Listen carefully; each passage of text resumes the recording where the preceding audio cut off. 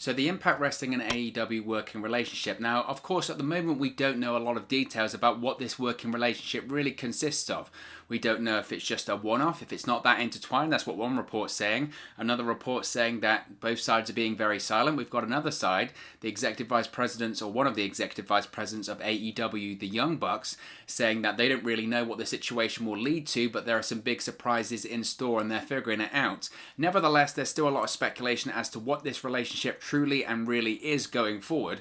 Hopefully we're going to find out more tonight on Impact Wrestling on Access TV, because of course the new AEW World Champion Kenny Omega makes his debut appearance with Impact Wrestling tonight, so maybe along with Don Callis, the Executive Vice President of Impact Wrestling, we'll finally have some more information about what this working relationship consists of. Nevertheless, something that a lot of people have been talking about and fantasy booking is a talent trade between both companies. Now, specifically, what we're going to talk about in this video is stars on the AEW roster that were previously with Impact that could potentially return to Impact Wrestling as part of this talent trade. Now, actually, it's quite interesting because when you look at the AEW roster as it stands right now, there are a lot of wrestlers on that roster that were previously members of the Impact Wrestling roster. Now, we haven't in this video gone through every single one of them because trust me, I did the research. There is a lot of talent on that AEW roster that has ties with Impact Wrestling, but we're going to talk about a few names here that potentially I, myself personally, and I think the fan base would like to see return to Impact Wrestling, even if it was just for a one-off or a cameo, to have one more appearance inside the Impact Zone. So let's get straight into it, because there is a ton of names to get into in this video. First of all, let's talk about Generation Me, aka the Young Bucks. Now, of course, the Young Bucks were known as Generation Me during their time with then TNA, now Impact Wrestling. They were with the company from 2009 to 2011. They actually did return as well in 2013. Now, Generation Me returned to TNA as part of the tapings for the tag team tournament in the One Night Only pay-per-view in 2013. But during their time with TNA, Total Nonstop Action Wrestling, from 2009 to 2011, they were heavily involved in the Eric Bischoff Hulk Hogan era, and they had fantastic matches, unbelievable matches with the likes of Beer Money, the Motor City Machine Guns, and others. I think their match against the Motor City Machine Guns, Full Metal Mayhem, in Impact Wrestling is still one of the best tag team matches that we've seen in Impact Wrestling to this day. During their time with Impact Wrestling, TNA, I think a lot of people felt they were underrated, not by the fans, but by management. There was people there, Bruce Pritchard, Eric Bischoff, Hulk Hogan, Vince Russo, etc., that just were not fans of Generation Me. Obviously, they were critics of the style that we see quite often now in AEW and in pro wrestling. They were critics of the high-flying style with lots of high spots, not a lot of psychology in the matches. They didn't like that. Therefore, the push of Generation Me only went so far. And actually, at one point, there were plans to split up the tag team and have Matt Jackson be the X Division champion and his brother just on the other side of things not doing anything.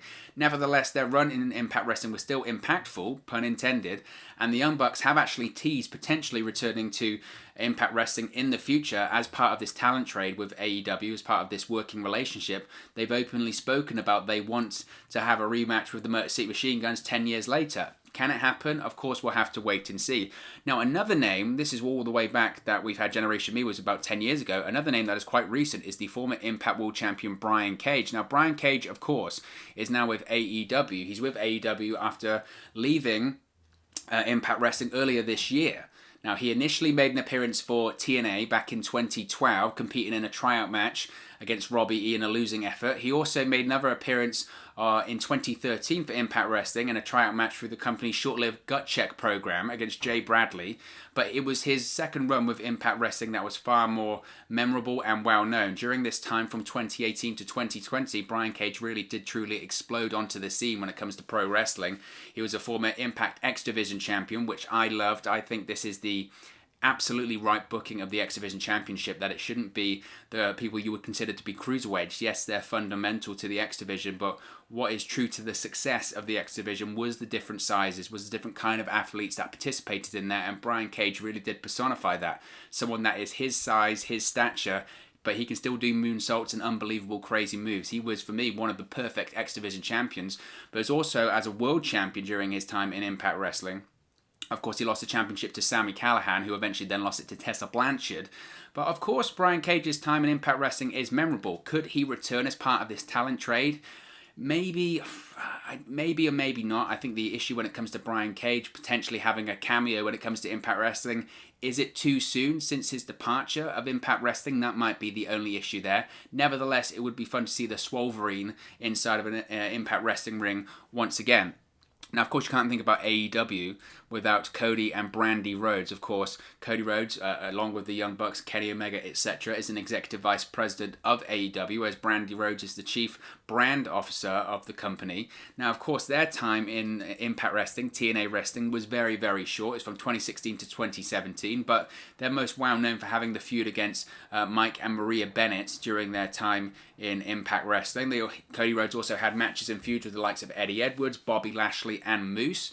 Nevertheless, Cody Rhodes, this was during his time when he'd just been released by WWE and he was making the rounds in pro wrestling, as it were. He was in Ring of Honor, New Japan, Impact Wrestling. I think he's the only person to wrestle at WrestleMania, Bound for Glory, Final Battle, and Wrestle Kingdom all in the space of 12 months. And I don't think anyone, quite frankly, will be able to do that again. Nevertheless, it's still a period of time that people do recall about Cody Rhodes. At this point, is he too big to go back, even if it was part of a cameo appearance? I don't know. I think this one could have more legs to it purely because Cody Rhodes now is so widely associated with AEW. He's such an ambassador for the company considering he is an executive vice president. Therefore, I could see him making an appearance not as a throwback to his time in TNA, but more as an ambassador for AEW along with Brandi Rhodes. They are executives in the company. Therefore, if there was to be an AEW presence on the show for Impact Wrestling, it would make sense for people like Cody and Brandi Rhodes to show up there. So I think that one could be a possibility should this relationship between AEW and Impact Wrestling get expanded in the future. Now, what about this one? Now, I talked about stars, previous Impact stars. This one maybe doesn't qualify, but Jon Moxley does technically count because Jon Moxley has made an Impact Wrestling appearance in the past. It was not televised, I know, but there is a famous image, it's up there, of Jon Moxley, the former AEW World Champion, former WWE World Heavyweight Champion, Jon Moxley, having a dark match with TNA back in 2008.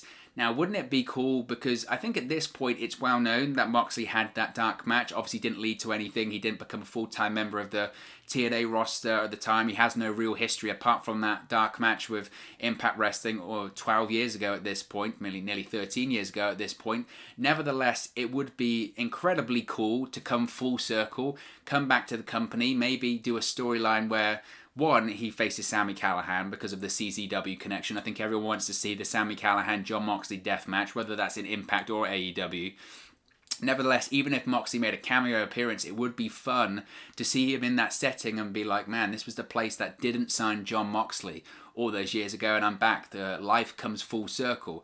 And quite frankly, just having the star power alone of having Jon Moxley on an episode of Impact, even if it was for 5 seconds, would probably explode the ratings for Impact Wrestling on Access TV. So that would be fun to see Jon Moxley in that different environment, in that different setting. Certainly an environment we wouldn't have expected to see Jon Moxley in even 12 months ago, let alone 3-4 years ago. It would have been completely unprecedented, but it could be a lot of fun.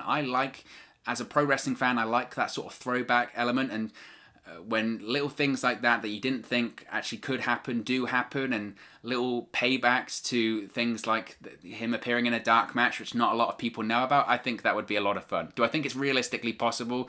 Quite frankly, all of this is hypothetical. All of this is fantasy booking because we don't know the nature of the Impact and AEW relationship at this point. Nevertheless, the fact that there is a potential that maybe Jon Moxley could appear inside the Impact Zone in the future, I think is absolutely fantastic. Now, when you talk about AEW names coming back to Impact, you have to think of Broken Matt Hardy. For me, this is the one on the list I would probably want to see the most. Because let's be honest, Matt Hardy initially had a run with TNA back in 2011. This was part when Jeff Hardy was a heel and you had the Immortal faction with Eric Bischoff and Hulk Hogan. But the best run, of course, for Matt Hardy is from 2014 to 2017 when he established the Broken Universe, Broken Matt Hardy, Brother Nero, his wife Rebby, King Maxwell, their feuds, his feud with Jeff Hardy, first establishing the Broken Matt Hardy character, then the feuds with the Decay, Delete or Decay, all of that fun stuff. The Broken Universe, of course, it belongs to Matt Hardy at this point. He owns it. There was legal issues when he left Impact and went to WWE. Could he bring it with him? Could he be Broken Matt Hardy? He became Woken Matt Hardy, so WWE could own that version of the character. He still wanted to own Broken Matt. Now it kind of changed the way things work when it comes to TNA wrestlers, that they can take their gimmick anywhere they want. They're not as sort of steadfast on that as they were under, say, the Dixie Carter, Jeff Jarrett era. They're kind of more of a stepping stone for talent to go to other promotions. That's why Matt Hardy owns the broken Matt Hardy character now. But it does belong in Impact Wrestling. That was where it originated. Obviously, Matt Hardy as well, he may own the broken Matt Hardy character, but he doesn't own the broken universe footage that aired in Impact Wrestling. What a great way to sort of tie that element up of his career, then do a couple more cameos in Impact Wrestling, revisit the Impact Wrestling universe, as it were, as part of the broken universe, because obviously the way that it ended with Jeff and Matt in Impact Wrestling back in 2017 was very abrupt. Their contracts were coming up. Matt Hardy reportedly wanted creative control, or at least more of a creative input when it came to how he was going to book his character and how he was going to write his character. Jeff Jarrett didn't want that. Obviously, they went their separate ways. Legal issues happened, etc., etc. And the way that the Hardys lost the tag team titles at the time was strange on TV as the Decay won it. It was very odd. It would be nice to sort of tie that bow, as it were, and kind of end the chapter when it comes to the broken universe. You've got to remember, Matt Hardy at this point, how many years does he have left in his career? Probably 2 or 3 at most. He knows that. He spoke about the contract with AEW being his last full-time active pro wrestling contract in the business. So during this time, wouldn't this be the perfect opportunity to really close the chapter properly when it comes to Impact Wrestling and the Broken Universe? It kind of feels like it was left open a little bit. It would be a perfect way to close it. I think everyone wants to see Broken Matt back in his original environment in Impact Wrestling, revisiting the old footage, revisiting the old storylines. I think that would be a lot of fun. And I think people, when I go through all of these names, this arguably might be the name people want to see most back in Impact Wrestling should there be a talent trade with AEW. Broken Matt, he just belongs in Impact Wrestling. He truly does. Now, another team, we've spoken about Brian Cage earlier being recent. Another team that is recent is Santana and Ortiz. Of course, they've had huge success in AEW, but of course, previously they were with Impact Wrestling. Arguably, their big break on the national stage was with Impact Wrestling from 2017 to 2019. They debuted, they were part of LAX with Homicide, Diamante, and manager Conan. Of course, eventually they had the feud with the original LAX. You had the originals versus the new version of LAX. You had Eddie Kingston involved in there. He managed the OGs of Homicide and Hernandez. And then you had Conan managing Santana and Ortiz. And again, this might fall into the Brian Cage category, I suppose. Do we associate them with Impact Wrestling? Of course you do. When they were part of the faction LAX, even if it was a new version, that is a historic faction in the history of Impact Wrestling. The pairing of them with Conan was to give them a rub, to elevate them to the next level. Did it work? Absolutely, because when they left the company, they had buzz and they had AEW and WWE chasing them desperately to get them on the roster because they're a top-tier tag team. So their time there can't be forgotten because of that. I guess the issue would be, because it was so recent, do you really want to see Santana and Ortiz back in Impact Wrestling? I think along with the other names that we've mentioned in this list, whether it is Matt Hardy, maybe Cody Rhodes, Generation Me, it's a bit more of a throwback. And I think that would be the most gratifying element of this talent trade, is if you could get some talent that hadn't appeared in Impact Wrestling in quite a while back in the company, in the ring, even if it's just for one appearance, a cameo appearance. I think that would probably be a lot more fun to watch. Nevertheless, if we can get Santana and Ortiz back and they can face some of the tag teams in Impact Wrestling, whether it's the North, whether it is the Good Brothers, whether it is, Ace Austin, Madman Fulton, whether it is the Motor City Machine Guns, it would be a lot of fun to see. I just don't know if, in comparison to all the other names we've mentioned so far, if they're right at the top of that list. Speaking of tag teams, what about the Lucha Brothers? The Lucha Brothers, of course, they have history in Impact Wrestling. They debuted with Impact Wrestling as part of the Impact Wrestling vs. Lucha Underground co-promoted event at WrestleCon 2018. During their time, they won the Impact World Tag Team Championships. They had a feud with LAX. Of course, they had that famous match at Bound for Glory, didn't they, with the wooden slats appearing on the ring. So they do have history. Their run with Impact was incredibly short, 2018 to 2019, before they headed to AEW. Again, I go back to what I just said about LAX. Is the demand to see them there back in terms of what they previously did in Impact? Probably not. I think the demand to see them in Impact Wrestling would be, one, because they're one of the best tag teams in the world, obviously. Two, because you would like to see them go up against some of the teams available in Impact Wrestling right now, whether that is the North, whether that is the Good Brothers, whether that is the Motor City Machine Guns. Could you imagine a match between the Lucha Brothers and the Motor City Machine Guns? I mean, it kind of blows your head just thinking about it. That would be the reason for have these former Impact stars back, not because necessarily their history with Impact, yes, they are former Impact World Tag Team Champions, but more of the matches that could be set up because of their return. I think that would be the exciting reason to have them back. Now, I mentioned about throwback people returning. He just signed with AEW last week. Could this lead to a cameo of the icon Sting returning to Impact Wrestling? Now, again, I mentioned that maybe someone like Matt Hardy was the name probably most people wanted to see return as part of a talent trade. Sting has to be up there. Sting's history with Impact Wrestling TNA is kind of unparalleled. It's up there with the likes of Jeff Jarrett, Kurt Angle. Sting was one of the first names to really legitimize TNA wrestling, NWA TNA. He obviously made his debut with the company in 2003 and then left the company in 2014. He was with the company for 11 years.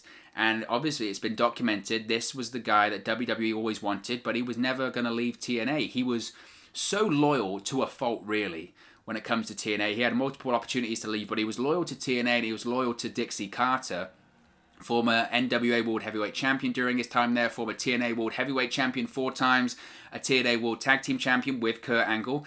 Most importantly, he was the first ever inductee into the TNA Hall of Fame in 2012. This guy put so much of his career when he didn't need to. Sting at that point was a legend anyway. Sting in 2003 was an icon, was a legend because of his time in WCW. He didn't need to go to TNA. He didn't need to stay, most importantly, with TNA that period of time. Obviously, the criticism during Sting's time there was that they were bringing in all of these old-timers, and was Sting overly featured in the main event and overly pushed as a world champion and a main event figure when he probably shouldn't be? You could probably argue that is true. Was Sting pushed over the likes of AJ Styles and Samoa Joe and those other people that really did help build TNA? Yes, and that probably was an error on the part of TNA back in that time. It absolutely was, because Impact suffered because of it. But I always felt like Sting wasn't to be put into that category with arguably maybe a Booker T or a Kevin Nash, etc., of these legends that came in for a paycheck. You could always tell with Sting when he came in, he fell into the category with Kurt Angle of stars that did come in from the bigger company, yet when they came in, they gave everything, they stayed, they were loyal, and they really wanted genuinely to see TNA and Impact Wrestling grow. They wanted it to compete. They wanted to take it to the next level. They wanted to grow it into an alternative, a genuine alternative for all the fans. So Sting put everything into Impact Wrestling, and I think at the time when he left in 2014, it's because he realized that the TNA dream probably was never going to work, and at this point he felt like he didn't have much longer left in his career. He was right, and he wanted to have that Undertaker match and that WWE run. Unfortunately, the Undertaker match didn't happen. The WWE run did. It didn't go the way that he would have liked, and because of that, he is currently with AEW. Obviously, he's going to speak this week on Dynamite with Tony Schiavone, but we've had reports already saying that he wasn't happy with his WWE run, even though he's not going to be a wrestler during this time with AEW. He's going to be an on-screen character full-time, and the reason he's with AEW is to give back to the fans and really finish off his career in a credible way, and he wasn't happy with the way that his career ended in WWE, so he wants to set that right. He wants to right that wrong. It would be awesome if he's going to finish off his career in AEW, and the reason he signed with AEW is to finish off his career and finish it off in the right way. It would be awesome as a bit of a homecoming, as it were, or a retirement tour, if he made one final appearance with Impact Wrestling. It just would feel right. It would feel right. I know Sting isn't a TNA original or anything like that, but the amount of time and effort and blood, sweat and tears he put into the company, it just feels right to see maybe Sting inside of an Impact Wrestling ring once again. I don't know. Possibly. It would be awesome to see. It really would. Now, speaking of knockouts, Ali. Now, obviously, Ali's a strange one because she was so featured. She was so featured during her time with Impact Wrestling, and it's kind of disappointing to see that she hasn't really been featured in AEW. Yes, she's paired with Blade and the Butcher, Braxton Sutter, from his time in Impact Wrestling. Yes, she was in a tag team with BRANDI, RHODES. capable of so much more. She's more capable than just being a manager of a tag team. Go and watch her stuff in Impact Wrestling. She was so heavily featured in, whether it was with the storyline with Braxton Sutter and the wedding, her time, her feuds with Rosemary, her feuds with Su Yung were absolutely fantastic from her time with Impact from 2016 to 2019. Previously as well, she was part of a tag team. This wasn't in Impact Wrestling, but previously she's part of a tag team called the Kimber Bombs with Kimber Lee, who of course now is in Impact Wrestling, and she's in a team with Deonna Purrazzo. So that dynamic would be interesting if Ali came back as well. On top of that, Ali is also a two-time Impact Knockouts champion. We know how great the Knockouts division is in Impact Wrestling. We know how strong it is. We know the booking philosophy when it comes to Impact Wrestling, how great that is. It's a cornerstone of the show. How great would it be to see Ali come back and sort of show her actual employer now, AEW, how to actually book women's wrestling? I think that would be a crossover that I would certainly like to see. And finally, an AEW star that could potentially return to Impact Wrestling. What about Taz? Now, Taz, of course, was most of the time during his run in TNA was a commentator with Mike Tenay. Initially, when he came in, he was a manager. He was a manager of Samoa Joe in the Main Event Mafia. But he eventually transitioned into being a commentator, replacing Don West, and being with Mike Tenay during the entirety of his run from 2009 to 2015. Now, in AEW, he does serve as a commentator for Dark, but now he's most featured as the head coach, as it were, of Team Taz, his faction with Brian Cage, Ricky Starks, and Powerhouse Hobbs, and his son Hook. Wouldn't it be cool if there was to be an AEW presence on the Impact Wrestling show? It would be great to see Taz back behind the announce table with Impact Wrestling, this time maybe with Josh Matthews. Of course, I know Madison Rayne does the commentary for Impact, and I've been on record that I'm not the biggest fan of her work. I think she would be better off suited doing her talk show backstage. I think she's better off there. Nevertheless, even if it was for a one-off show, a throwback show, or you were going to have talent, AEW talent that took over Impact Wrestling, it would be cool to see a former Impact star like Taz return behind the announce table. I would really enjoy that. But of course, as always, this is just one man's opinion. What are your thoughts on all of these names, these current AEW stars that could potentially return, even if it's a cameo appearance, as part of this potential Impact Wrestling and AEW working relationship? Let me know your thoughts in the comment section below. I'll do my best to respond and reply to all of your comments. Really enjoy interacting with you guys, chatting about Impact Wrestling, AEW, WWE, NXT, all the stuff pro wrestling has to offer here on the channel. So be sure to leave a comment in the comment section below. I'll do my best to respond and reply. If you have enjoyed this video, please do smash a like on the like button. Really does help us out here on YouTube. Go up the rankings and get into people's recommendation feeds if they haven't seen our videos previously. But most importantly, if you haven't already, please do subscribe to Wrestle News 365. You can do that by clicking the bottom right hand corner of the screen right now. Or if you wait a few seconds, there'll be a subscribe button at the end of this video along with another video for you to watch. Thank you very much for watching, listening, streaming, or however you come across this video today. And I'll speak to you again very, very soon. Hey guys, thank you for watching, listening, streaming, or however you come across this video today. Be sure to click on the video on the right there to watch our next video, or click the bottom there to subscribe, or the bottom right hand corner. Thank you very much, and I'll speak to you again very soon.